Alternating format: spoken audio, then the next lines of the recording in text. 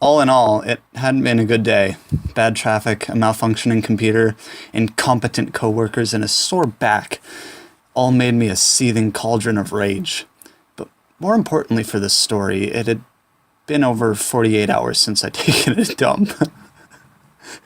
I tried to jumpstart the process, beginning my day with a bowl of bowel-cleansing fiber cereal, following...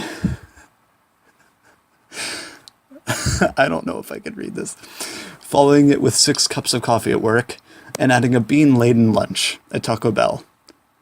As I was returning home from work, my insides let me know with some subtle rumbles and the emission of an occasional tiny fart that big things would be happening soon. Alas, I had to stop at the mall to pick up an order from my fiancé. I completed this task, and as I was walking past the stores on my way back to the car, I noticed a large sale sign proclaiming, "Everything must go." This was prophetic, for my colon informed me with a sudden violent cramp and a wet, squeaky fart that everything was indeed about to go. I hurried to the mall bathrooms. I surveyed the 5 stalls, which I have numbered 0 through 4. I write a lot of software for your convenience. 0, occupied. 1, clean, but the bathroom protocol forbids its use, as it's next to the occupied one. 2, poo on seat. 3, poo and toilet paper in bowl, unidentifiable liquid splattered on seat. 4, no toilet paper, no stall door, unidentifiable sticky object near base of toilet. Clearly it had to be stall number 1. I trudged back, entered, dropped trow, and sat down. I'm normally a fairly shameful shitter. I wasn't happy about being next to the occupied stall, but big things were afoot. Oh no. Oh no. I just read ahead a little bit. I was just getting ready to bear down, when all of a sudden the sweet sounds of Beethoven came from the next door, followed by a fumbling, and then the sound of a voice answering the ringing phone. As usual for a cell phone conversation, my voice was exactly 8 decibels louder than it needed to be. Out of shameful habit, my sphincter slammed shut. Slammed shut. What did you... The inane conversation went on and on. Mr. Shitter was blathering to Mrs. Shitter about the shitty day he had. I sat there cramping and miserable, waiting for him to finish. As the loud conversation dragged on, I became angrier and angrier, thinking that I, too, had a crappy day, but I was too polite to yak about it in public. My bowels let me know in no uncertain terms that if I didn't get crapping soon, my day would get even crappier.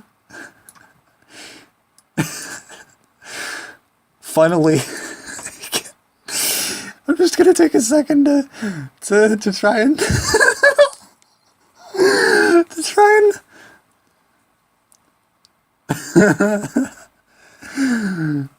oh no. Okay.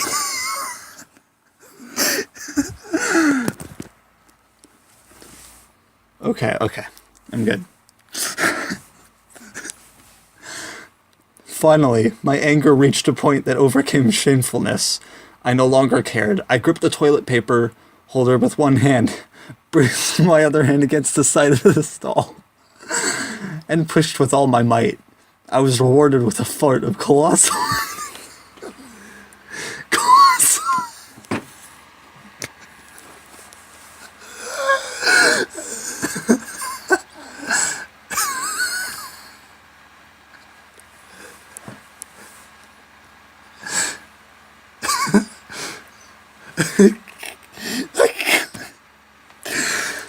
a cross between the sound of someone...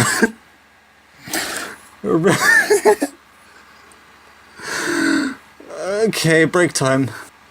Continuing. A cross between the sound of someone ripping a very wet bed sheet in half and of plywood being torn off a wall. The sound gradually transitioned into a heavily modulated, low RPM tone, not unlike someone firing up a Harley.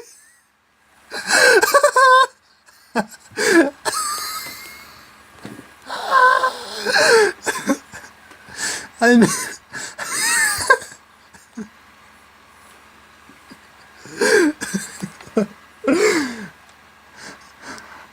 I managed to hit the resonance frequency of the stall, and it shook gently. Once my ass cheeks stopped flapping in the breeze, three things became apparent. One, the next door conversation had ceased. Two, my colon's continuing seizing indicated that there was more to come.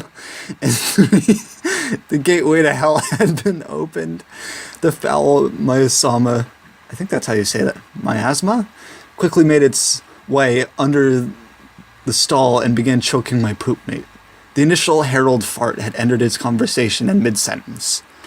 "Oh my God," I heard him mutter, following it with a suppressed sounds of choking. Then, "No, baby, that wasn't me."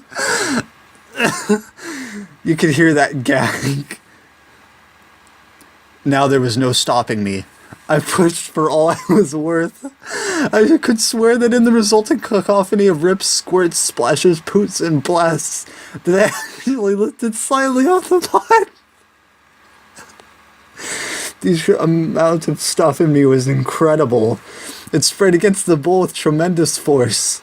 Later, in surveying the damage, I'd see that the liquid poop had actually managed to ricochet off the bowl and run down onto the side of the floor.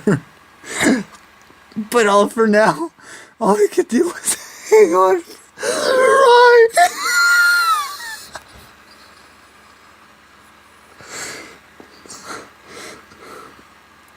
ride. Okay.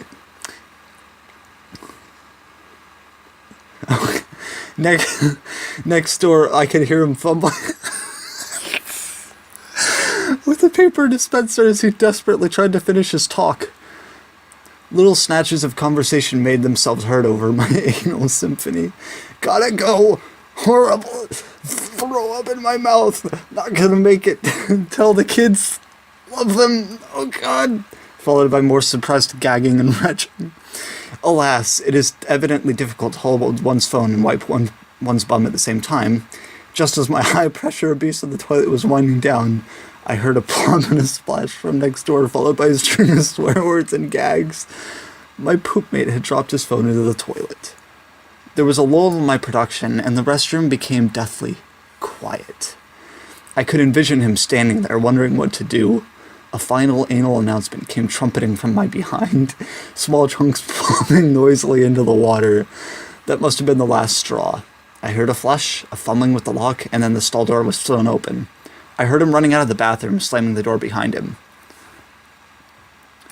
After a considerable amount of paperwork, I got up and surveyed the damage. I felt bad for the janitor who'd be forced to deal with this, but I knew that flushing was not an option. No toilet in the world could handle that unholy mess. Flushing would only lead to a floor filled with filth. As I had left, I glanced in the next door's stall. Nothing remained in the bowl. Had he flushed his phone, or had he plucked it out and left the bathroom with nasty unwashed hands? The world will never know. I exited the bathroom, momentarily proud and shameless, looking around for a face glaring at me. But I saw no one. I suspect that somehow my supernatural elimination has managed to transfer my shamefulness to an anonymous poopmate. I think it'll be a long time before he can bring himself to poop in public, and I doubt he'll ever again answer his cell phone in the loo. And this, my friends, is why you should never talk on your phone in the bathroom.